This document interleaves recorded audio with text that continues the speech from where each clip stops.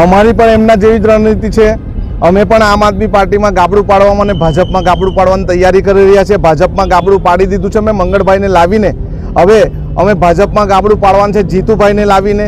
અને આમ આદમી પાર્ટીના જે પણ આગેવાનો ઇલેક્શન લડી ચૂક્યા છે એ આદિવાસી વિસ્તારના આગેવાનો સાથે અમારી વાતચીત પણ ચાલુ છે અને ટૂંક સમયમાં લોકો જોડાઈ પણ જશે।